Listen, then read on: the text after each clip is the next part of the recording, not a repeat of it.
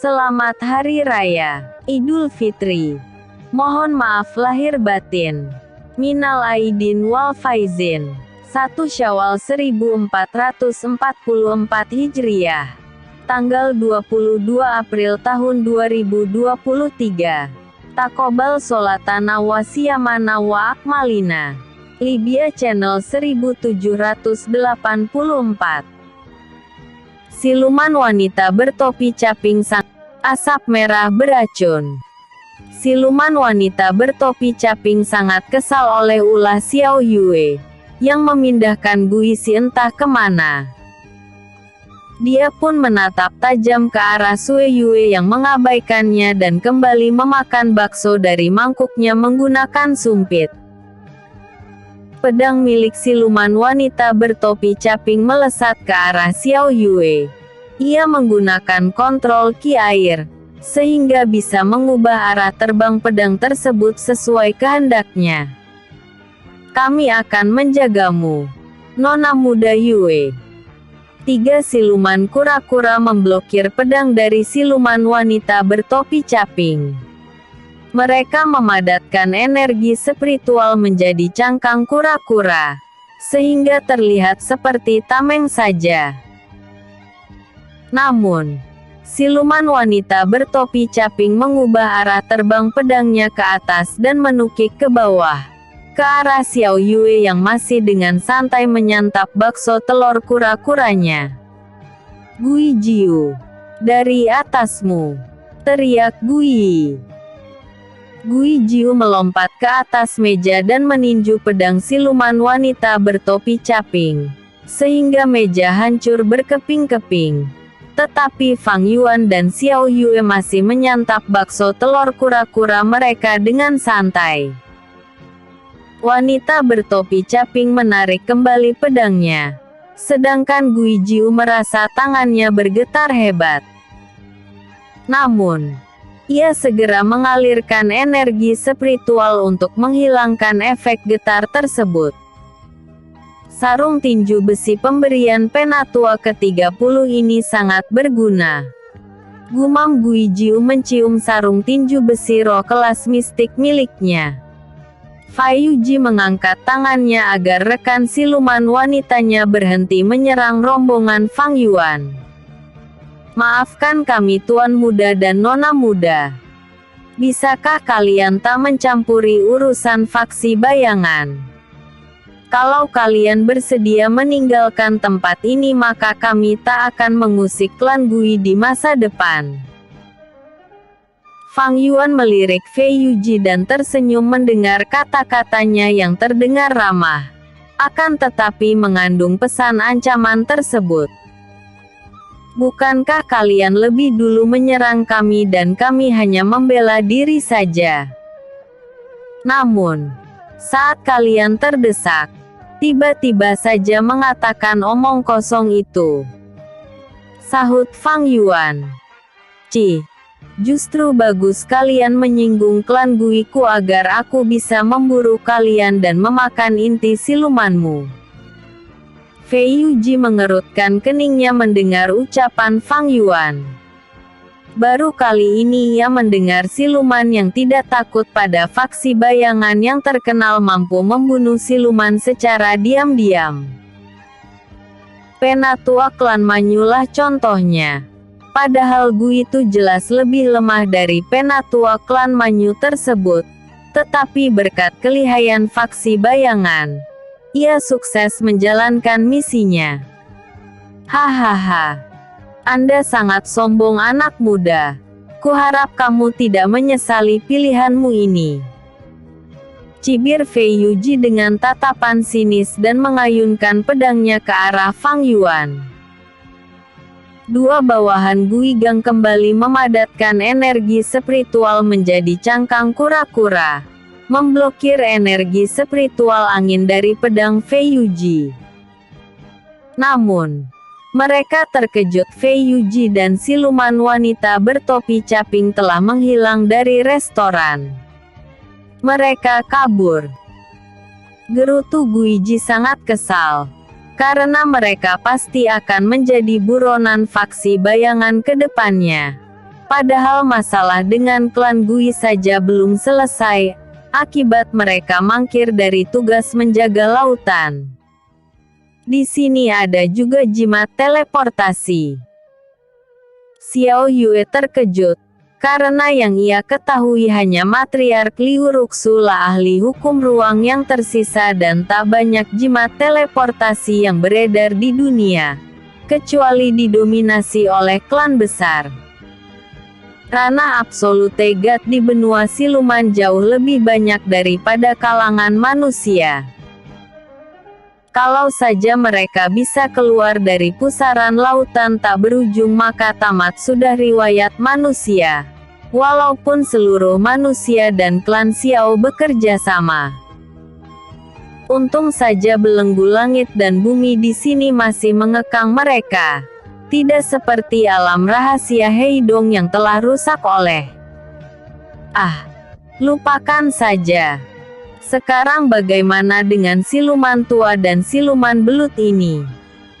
Fang Yuan mengalihkan pembicaraan dan menatap Gu Itu yang tiba-tiba melompat ke arah siluman wanita belut listrik.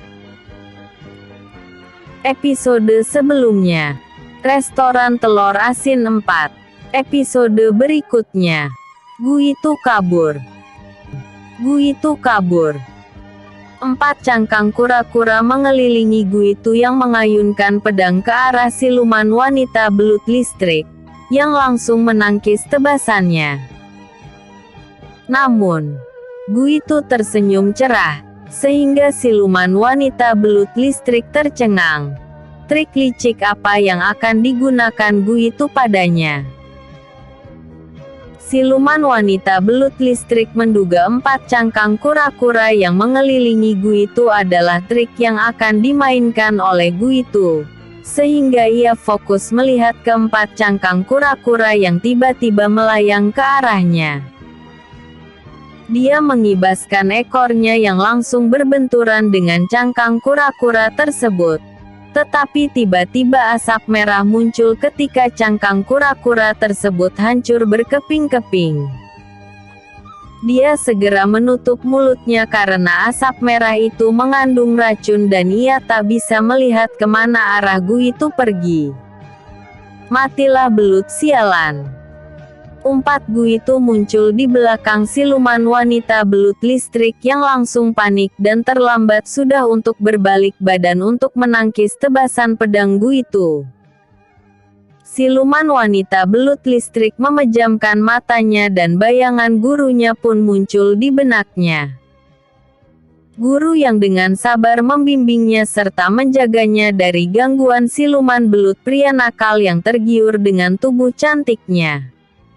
Hei, kura-kura tua, jangan coba-coba menyakiti bawahanku, kata Fang Yuan yang membuat Gu Itu terkejut, karena ruangan restoran telur asin telah diselimuti asap merah yang mengandung racun dan seharusnya semua yang ada di sini tak bisa lagi menggunakan energi spiritual mereka. Namun, Fang Yuan dengan santai melempar sumpitnya yang dilapisi ki ke arah bilah pedangnya, yang membuat tebasannya meleset dari sasaran. Gu Itu menggertakkan giginya dan melompat ke jendela, karena ia yakin Fang Yuan bukanlah siluman kura-kura dan bukan berasal dari klan Gui. Pemuda itu mungkin dari faksi netral. Karena hanya di sanalah ada siluman yang memiliki energi spiritual bertipe api. Gumamnya ketakutan. Gu Isi melihat Gu Itu berlari di depannya, sehingga ia sangat senang dan membuang bunga mawar yang diberikan oleh Gui Gang. Kemudian merentangkan kedua tangannya ingin memeluk si tua Gu Itu. Namun, Gu Itu malah terbang tanpa menoleh ke arahnya, sehingga Gu Isi terkejut. Wajahnya memerah dan bulir-bulir air mata membasahi wajahnya. "Ugege!" teriak Gu Isi menangis histeris. "Jangan tinggalkan aku!" Dia berguling-guling di halaman restoran, membuat Gui Gang kebingungan. Bagaimana cara menghiburnya agar tidak bersedih? Karena tuannya menyukai gadis gemuk berwajah imut seperti anak-anak tersebut. Maafkan aku, Sier. Aku tidak bisa menjagamu lagi. Gumam Gu itu terus terbang tanpa menoleh ke belakang. Karena ia takut Fang Yuan akan mengejarnya. Begitu juga dengan faksi bayangan yang kemungkinan masih ada di sekitar restoran telur asinnya. Xiao Yue melambaikan tangannya, sehingga badai salju menghancurkan restoran telur asin dan asap merah pun ikut menghilang. Tetapi Gui dan lainnya malah tersungkur di lantai dengan mulut berbusa. Begitu juga dengan siluman wanita belut listrik. Gui Gang terkejut melihat bawahannya malah terkapar di lantai. Maaf Tuan Muda Fang. Kami tak becus sehingga Gui itu berhasil melarikan diri. Fang Yuan tak menggubris seruan Gui Gang. Tetapi ia langsung mengerutkan keningnya. Karena Gui Si malah berguling-guling di lantai seperti anak-anak yang tak diberikan uang jajan saja. Episode sebelumnya, asap merah beracun. Episode berikutnya, faksi bayangan. Faksi bayangan. Fang Yuan melempar 10 pil ke arah Gui Gang dan berkata, "Masukkan itu ke mulut ke mereka dan kita langsung pergi meninggalkan tempat ini." Dia kemudian mendekati Gui Si. Sedangkan Gui Gang langsung melaksanakan tugasnya. Lupakan pria tua itu. Bagaimana kalau kamu ikut dengan tuan muda ini saja? Kami akan membawamu berkeliling dunia serta melihat beraneka ragam makanan. Sehingga kamu tak hanya mengolah telur kura-kura bakar, telur kura-kura asin dan telur-teloran lainnya. Fang Yuan merayu Gui Si. Mata Gui Si langsung berbinar-binar menatap Fang Yuan dan Xiao Yue yang tersenyum menatapnya di belakang Fang Yuan. Malaikat berkuda putihku dan Dewi cantik. Terima kasih telah mengajakku. Baiklah. Ayo kita pergi. Sahut Xiao Yue membantunya berdiri. Gui Gang terpaksa menjadi tunggangan mereka lagi. Karena semua anak buahnya pingsan. Namun, kecepatannya kali ini agak lambat. Karena bobot Gui Si terlalu berat dan menguras banyak energi spiritualnya agar bisa terbang stabil.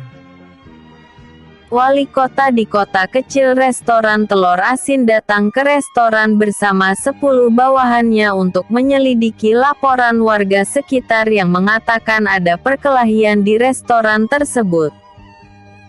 Namun, saat ia sampai ke sana, para pelakunya telah melarikan diri. Apakah kalian mengenali siapa pelaku penyerangan ke restoran telur asin ini? Tanya wali kota pada saksi mata. Aku melihat Gui Gang bersama dengan istri pemilik restoran di halaman restoran telur asin dan tak lama kemudian restoran ini hancur berkeping-keping oleh badai energi spiritual es. Sahut warga sekitar yang langsung mengenali energi spiritual Xiao Yue karena ia juga Rana Absolute God. Tetapi menjadi kasta terendah di klan Gui, sehingga hanya menjadi warga biasa saja. Wali kota mengerutkan keningnya, karena ia mengenali Gui Gang adalah anggota klan Gui yang menjaga lautan. Dia merasa ada yang aneh. Kenapa mereka meninggalkan lautan dan merusak restoran Gui itu? Masalah ini harus segera dilaporkan pada klan Gui. Kalau lautan tak dijaga, maka klan lain akan mengambil sumber pendapatan utama klan Gui. Gumam wali kota. Karena dari pusaran lautan tak berujung sering muncul inti siluman. Sedangkan di benua siluman untuk mendapatkan inti siluman harus menunggu ada siluman yang mati lebih dulu atau membunuh tahanan kriminal serta budak. Sedangkan untuk membuat pil, klan Gui tak memiliki alkemis. Apalagi alkemis sangat langka di benua siluman. Karena saat mereka masih menjadi siluman yang belum berawakening, mereka tak memiliki kecerdasan. Tidak seperti manusia yang ditempa sejak basis kultivasi mereka lemah hingga kerana absolute God.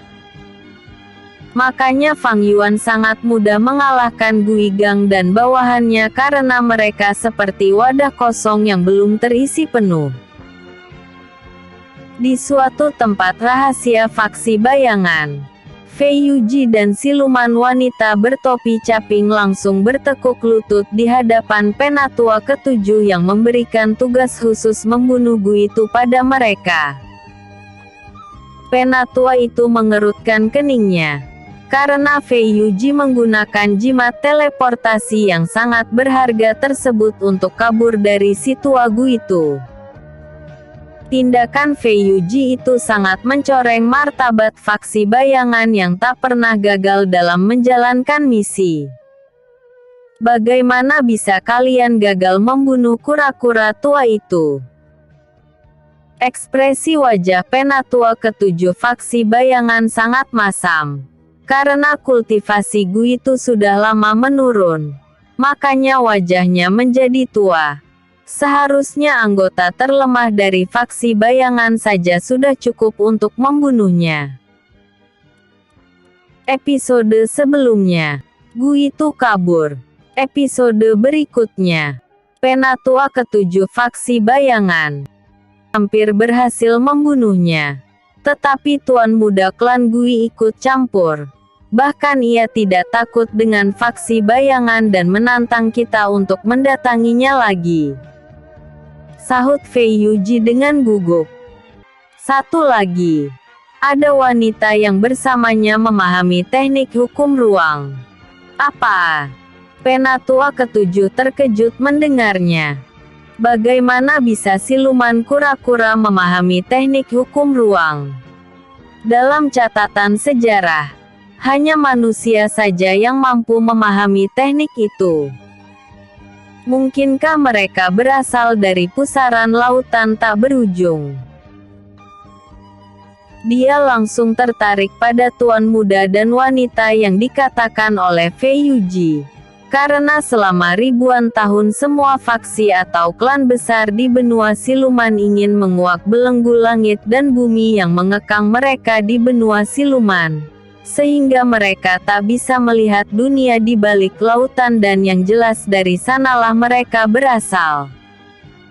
Gambarkan sketsa wajah mereka. Aku akan melaporkan informasi berharga ini pada pemimpin. Penatua ketujuh langsung menghilang dari hadapan Fei Yuji dan wanita bertopi caping. Beberapa saat kemudian, ia memasuki ruang bawah tanah markas faksi bayangan tersebut dan menuruni tangga, hingga berhenti di sebuah ruangan kecil. Siluman pria sedang dirantai di sana dan pria muda dengan aura gelap memancar dari tubuhnya sedang mengambil darah siluman yang dirantai tersebut, untuk mempelajari teknik terlarang yang sedang ia kembangkan. Penatua ketujuh membisikkan sesuatu padanya, sehingga pria muda tersebut tersenyum cerah dan menganggukkan kepala. Siluman pria yang dirantai tersebut mendengar bisikan Penatua ketujuh dan berkata, "Manusia." Penatua ketujuh dan pria muda itu terkejut mendengarnya. "Apa yang kamu katakan?" tanya Penatua ketujuh mengerutkan keningnya menatap siluman yang dirantai tersebut. Wanita itu pasti manusia. Mungkin dia adalah Liu Ruxu dari Sekte Lotus Surgawi. Karena sewaktu aku bersarang di benua tengah, hanya dia satu-satunya ahli bela diri yang memahami teknik hukum ruang dan telah mencapai keabadian. sahut siluman pria itu dengan seringai tipis terpancar dari wajahnya.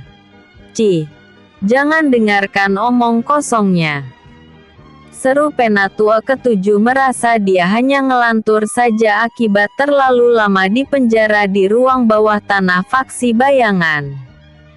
Hahaha. Kalau dia benar-benar Liu Ruxu, lebih baik kalian tak mengusiknya. Karena dia termasuk ahli bela diri yang memaksa siluman hanya berdiam diri di benua tengah, dan itulah sebabnya siluman di luar benua siluman berbondong-bondong kemari 100.000 tahun yang lalu. Mungkin pendahulu kalian merahasiakan catatan tentang kejadian itu, atau ada perjanjian rahasia yang membuat mereka melupakan masa kelam itu, kata siluman pria di rantai tersebut. Penatua ketujuh dan pria muda yang merupakan pemimpin faksi bayangan langsung tertawa terkekeh-kekeh, karena merasa otak siluman pria itu telah rusak dan berhalusinasi tentang sesuatu yang tak ada. Keduanya kemudian meninggalkan penjaga bawah tanah dan Fei Yuji menghampiri mereka, kemudian menyerahkan sketsa wajah Fang Yuan dan Xiao Yue. Keduanya tertegun, terutama pemimpin sekte yang langsung terpesona akan kecantikan Xiao Yue. Dia belum pernah melihat siluman secantik dia. Pasangan yang serasi, cantik dan tampan, katanya dengan senyum cerah. Kirim pesan ke semua anggota faksi bayangan dan sekutu kita. Kalau melihat kedua siluman ini, maka mereka harus menangkap keduanya. Fei Yuji menangkupkan tinju untuk menunjukkan rasa hormat dan berkata, "Baik pemimpin." Kemudian ia menghilang dari hadapan mereka. Episode sebelumnya, Faksi Bayangan. Episode berikutnya, perbatasan klan Gui dengan klan Jing. Gui Gang telah terbang 7 hari 7 malam, sehingga ia merasa energi spiritualnya terkuras habis. Tetapi untuk mengeluh pada Fang Yuan, ia tidak berani, sehingga memaksa terus terbang walaupun dalam kecepatan rendah. "Kalian mau kemana?" 10 anggota klan Jing mencegat Fang Yuan rombongannya di perbatasan antara klan Gui dengan klan Jing, siluman paus raksasa bila di lautan tak berujung. Klan Jing merupakan salah satu klan besar yang ditakuti oleh klan lain, karena bila mereka melakukan transformasi ke bentuk siluman, maka mereka dapat menelan ratusan siluman sekaligus seperti kebiasaan siluman Jing di lautan tak berujung. Fang Yuan melompat dari cangkang Gui Gang yang diikuti oleh siluman kura-kura lainnya, sehingga Gui Gang langsung bertransformasi ke bentuk tubuh manusia. Gui Gang menangkupkan tinju untuk menunjukkan rasa hormat, kemudian berkata, "Kami adalah anggota klan Gui bersama Tuan Muda. Kami ingin melihat pesta pernikahan patriark klan Jing dengan selir barunya." Namun, mereka mengerutkan kening mendengar ucapan Gui Gang, karena kemarin sudah ada perwakilan dari klan Gui yang mengatakan menghadiri acara pesta pernikahan patriark klan Jing mereka. Gui Gang tahu mereka meragukan ucapannya sehingga ia buru-buru menunjukkan plakat anggota klan Gui pada mereka. "Oh, ternyata mereka anggota klan Gui," sahut salah satu anggota klan Jing. "Bodoh. Itu hanya plakat anggota kasta terendah," sela siluman Jing yang merupakan pemimpin regu penjaga perbatasan klan Jing. Kemudian ia melambaikan tangannya dan berkata, "Kalian pulanglah. Klan Jing kami tak membutuhkan kura-kura lemah seperti kalian, hahaha." Dia tertawa mengejek Guigang yang diikuti gelak tawa bawahannya. Guigang sangat geram mendengarnya dan ingin menamparkan wajah siluman gemuk di depannya. Karena siluman jin itu memiliki postur tubuh manusia yang gemuk. Namun, Guigang menyadari kalau energi spiritualnya terkuras akibat menjadi tunggangan dari tuannya. Para siluman jin berhenti tertawa setelah terdengar suara benturan yang sangat keras dan lubang berbentuk manusia sedalam 1000 tombak muncul di bekas pemimpin regu klan jin berdiri. Spatula raksasa. Guigang terkejut melihatnya dan menoleh ke belakang. Guisi tampak tersenyum lebar dan segera merangkul tangan Fang Yuan sembari melompat-lompat membuat tanah bergetar hebat. Hahaha. Tuan muda aku memukul lalat gemuk. Seru Guisi dan Fang Yuan langsung tersenyum. Serta mengacungkan jempol pada Guisi memuji tindakannya itu. Guigang menjadi gugup dan berkeringat dingin. Seperti jalan damai sudah mustahil dilakukan. Karena tiba-tiba tanah bergetar hebat. Seperti terjadi gempa bumi. Guigang, Fang Yuan serta yang lainnya langsung mundur ratusan langkah dan sesaat kemudian siluman jin dalam bentuk aslinya telah melayang di udara. Ikannya besar sekali. Aku ingin memakannya. Guisi sangat senang melihat pemimpin regu klan jin dan melompat ke depan. Kemudian spatulanya berubah sebesar gunung. Dan langsung memukul kepala siluman jin. Namun, hanya terdengar suara nyaring seperti logam yang sedang berbenturan. Sehingga Guisi bingung, kenapa spatula roh kelas buminya tidak membuat siluman jin terhempas. Siluman jin membuka mulutnya lebar-lebar, sehingga Guisi langsung mundur dan bersembunyi di balik pohon pepaya yang sebenarnya masih menunjukkan hampir semua tubuhnya. Namun, ia merasa sudah aman dan tidak terlihat oleh siluman jin lagi. Guigang dan siluman kura-kura lainnya panik. Episode sebelumnya, Penatua ke-7 Faksi Bayangan. Episode berikutnya, Unjuk Kekuatan. Fang Yuan, unjuk kekuatan. Nona Yue, cepat gunakan teknik hukum ruangmu untuk menteleportasi Nona Si. Seru Guigang. Tetapi tiba-tiba Fang Yuan menghunus pedang matahari yang mengeluarkan hawa panas dan secara refleks, Guigang dan bawahannya langsung menjauh. Begitu juga dengan siluman wanita belut listrik yang kini menjadi budak Fang Yuan juga. Dalam satu kedipan mata, Fang Yuan telah masuk ke dalam mulut siluman jin yang membuat Guigang terkejut dan tak mengerti kenapa tuannya melakukan tindakan bunuh diri seperti itu. Namun, nona mudanya malah terlihat santai dan menjentikkan jari tangannya, sehingga Guisi berpindah ke sebelahnya. Gerakan kedua jurus pedang tarian naga. Siluet naga yang dipenuhi kobaran api muncul di mulut siluman jin. Kemudian sisik-sisik dari siluet naga api memisahkan diri dan melesat seperti bulan sabit api yang sangat tajam. Tuan muda tak akan berhasil. Siluman jin memiliki pertahanan yang kuat seperti siluman kura-kura. Kulit mereka sangat keras seperti baja. Seru Guigang, cemas karena mulut siluman jin akan menutup. Sementara Fang Yuan masih berada di dalam mulutnya. Nona muda Yue, anu, kenapa kamu membiarkan suamimu ditelan oleh siluman jin? Dia heran melihat ekspresi wajah Xiao Yue yang dingin.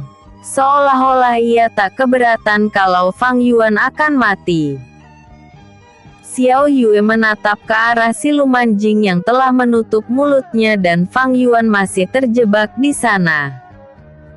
Kelemahan siluman Jing adalah bagian tubuh dalamnya sangat rapuh.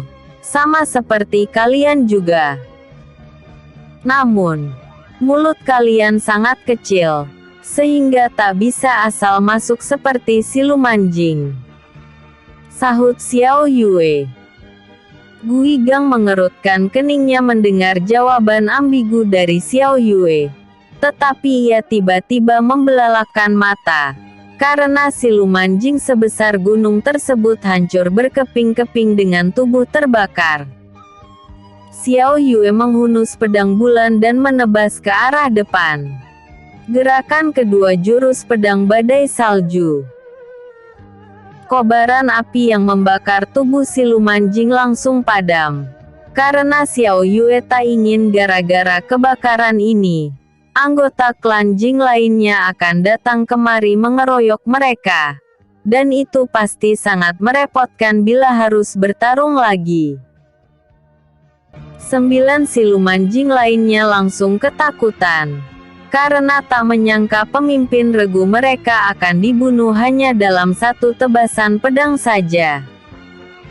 Mereka menyadari kalau Fang Yuan bukanlah siluman kura-kura dan anggota klan Gui.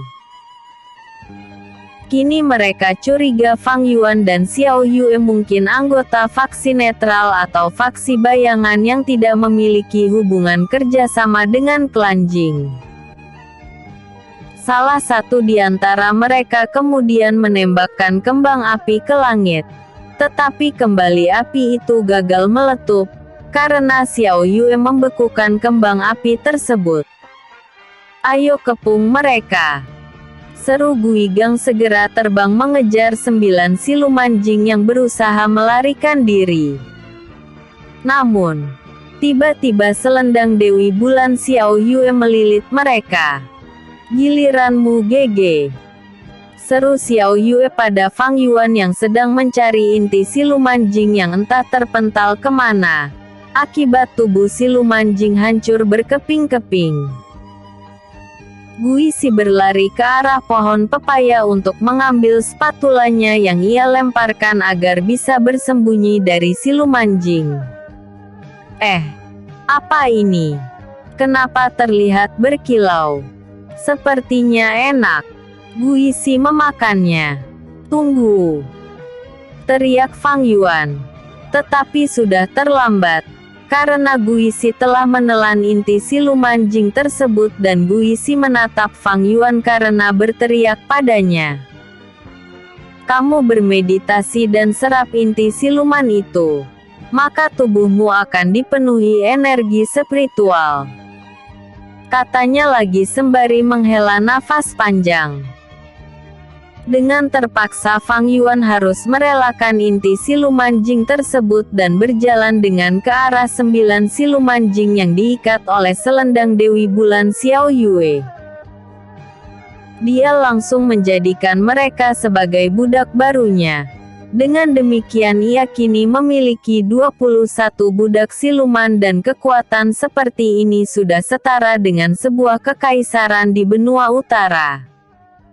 Namun, untuk melawan klan Xiao masih terlalu lemah. Gui Gang tak menyangka Gui Si sangat beruntung sekali. Karena ia mendapatkan inti siluman. Sedangkan dirinya dan anggota klan Gui dari kasta terendah tak akan pernah mencicipi inti siluman. Karena inti siluman hanya untuk petinggi klan Gui saja. Sehingga mereka memiliki kultivasi yang sangat dalam. Episode sebelumnya. Perbatasan klan Gui dengan klan Jing. Episode berikutnya. Masa lalu Gui Si. Masa lalu Gui Si. Sama seperti siluman dari klan Gui, Fang Yuan juga tidak mengintip pikiran anggota klan Jing terlalu dalam. agar para petinggi klan Jing tak menyadari kedatangannya dan mengira bawahan mereka hanya kabur dari menjalankan tugas atau berkhianat dengan bergabung dengan faksi netral yang biasanya menerima semua jenis siluman ke kelompok mereka. Kapan pesta pernikahan patriark klan Jing kalian diadakan? Tanya Fang Yuan, berpikir perwakilan berbagai klan siluman akan hadir memeriahkan pesta pernikahan itu. Fang Yuan sebenarnya kasihan pada siluman Jing wanita yang akan dinikahi oleh patriark klan Jing tersebut, karena siluman wanita itu sebenarnya tak menyukainya, tetapi ia tidak memiliki kekuatan untuk menolak pinangannya. Karena ia baru melakukan awakening sehingga kekuatannya sangat lemah. Bahkan melawan siluman dari kasta terendah saja ia tak sanggup. Namun, Fang Yuan belum berani melawan kekuatan satu klan hanya untuk menyelamatkan satu siluman saja. Itu terlalu beresiko. Yang ada mungkin ia akan kehilangan budak-budaknya. Pestanya akan diadakan besok Tuan Muda Fang, sahut Jing Yi. Apa yang akan kami lakukan selanjutnya Tuan Muda Fang? Tanyanya lagi. Karena ia yakin Fang Yuan akan membawa mereka pergi juga seperti Gui Gang dan yang lainnya. Kita akan menghadiri pesta pernikahan patriark kalian. Mana tahu ada barang bagus di sana, hehehe. Fang Yuan tertawa menjengkelkan. Tetapi Jing Yi dan yang lainnya hanya bisa ikut tertawa juga. Kalau begitu kalian pergi lebih dulu ke sana bersama Gui Yi dan yang lainnya. Kecuali Gui Gang akan tetap bersama kami, karena dia adalah alat transportasi yang bagus. Gui Gang langsung mengerutkan keningnya. Kenapa dia lagi yang menjadi korban? Padahal energi spiritualnya telah terkuras banyak membawa Fang Yuan dari restoran telur asin. Kalau begitu sampai jumpa di kota Zhenzu Tuan Muda Fang. Qing Yi dan anggota klan Jing serta klan Gui menangkupkan tinju untuk menunjukkan rasa hormat, kemudian terbang meninggalkan tempat tersebut. Fang Yuan terpaksa menunda keberangkatannya ke kota Zhenzu karena Guisi sedang larut dalam kultivasinya, sehingga ia tidak boleh diganggu untuk saat ini agar ia berhasil menyerap energi spiritual dari inti siluman Jing tersebut. Untuk menghindari pantauan dari anggota klan Jing maupun klan Gui, Fang Yuan memasang arai penghalang yang dibelinya di paviliun Sangren. Arai membutuhkan waktu cukup lama untuk memasangnya, sehingga tidak cocok digunakan saat pertarungan langsung atau ketika dikejar oleh musuh. Fang Yuan harus menggambar pola heksagram dan menaruh darah siluman di tiap-tiap sudutnya. Guisi merasa energi spiritual mengalir deras dalam dantiannya, cahaya menyilaukan juga tiba-tiba muncul dari tubuhnya, membuat Fang Yuan, Xiao Yue dan Gui Gang harus menutup mata. Namun, mereka tercengang saat cahaya menyilaukan tersebut memudar dan Guisi kini bertransformasi menjadi lebih kurus. Hanya bagian dadanya saja yang tak berubah. Wajahnya juga lebih cantik, tidak seperti anak-anak lagi. Guisi belum membuka matanya karena ia masih hanyut dalam meditasinya. Ingatan masa lalu Guisi tiba-tiba terlintas dalam pikirannya. Dia dulu adalah kura-kura kecil yang dipelihara oleh putri dari sebuah kekaisaran. Tetapi ia makan sangat rakus, sehingga pelayan putri tersebut sangat jengkel padanya dan membuangnya ke sungai.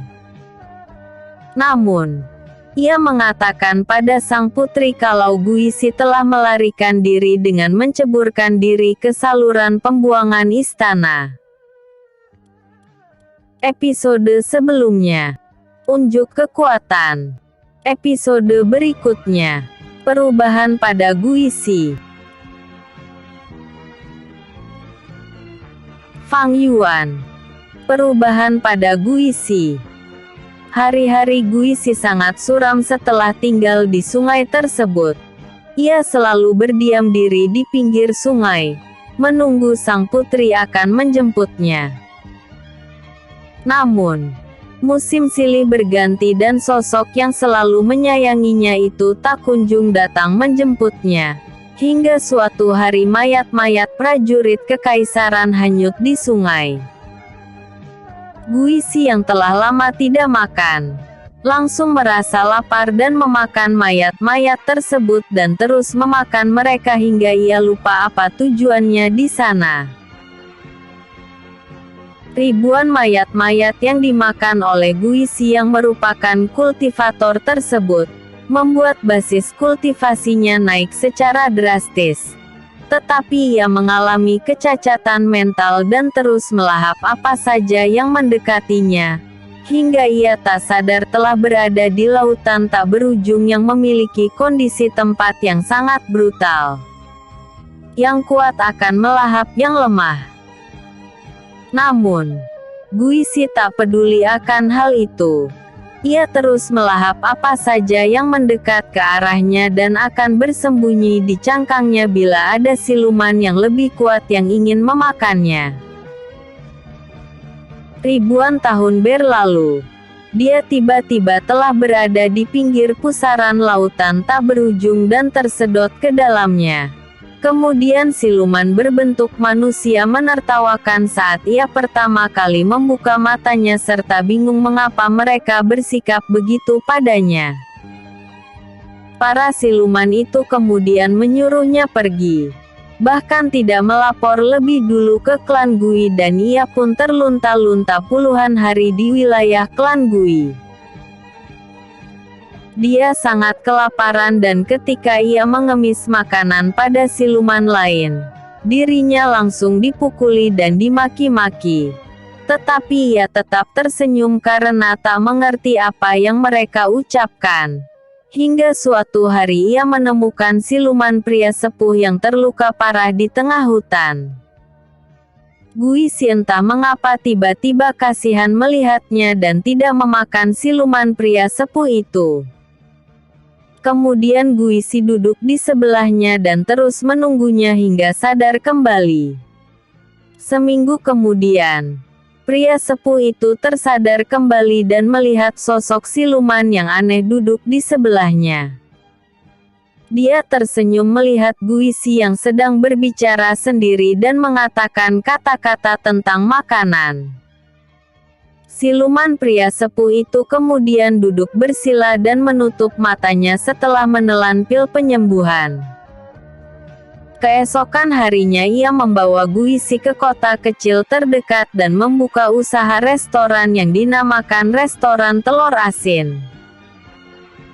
Siluman pria sepuh itu mengajari Guizi memasak dan memberikan senjata 2 spatula roh kelas bumi serta memanggilnya istri, walaupun mereka tidak pernah melakukan hubungan layaknya suami istri.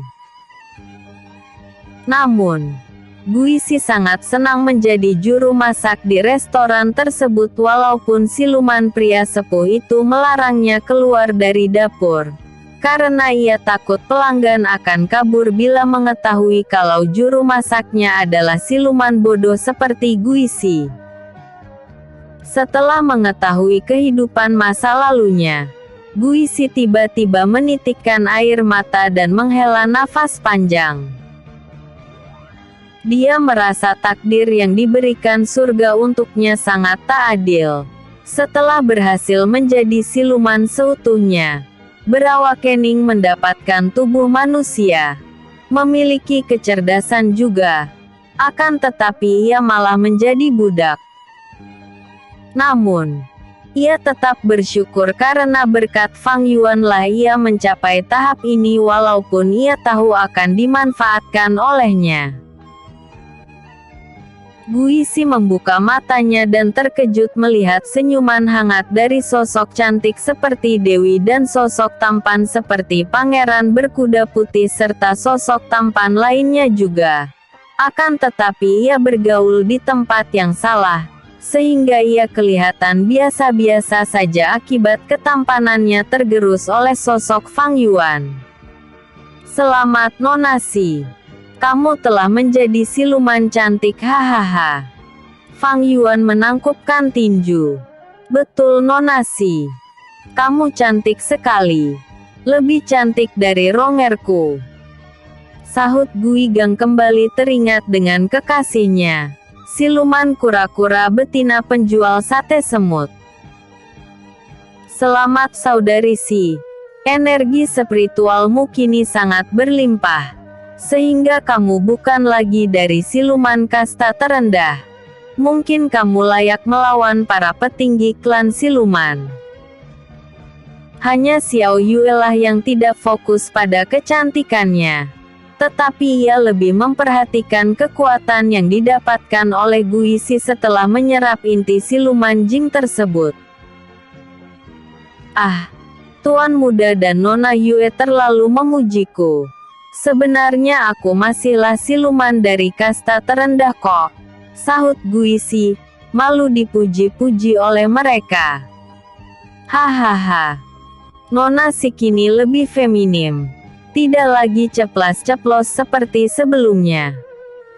Ah, kita akan kekurangan ahli provokator kalau begini. Padahal Fang Yuan sangat suka sikap Guisi sebelumnya. Karena tanpa disuruh saja ia langsung menyerang anggota klan Jing.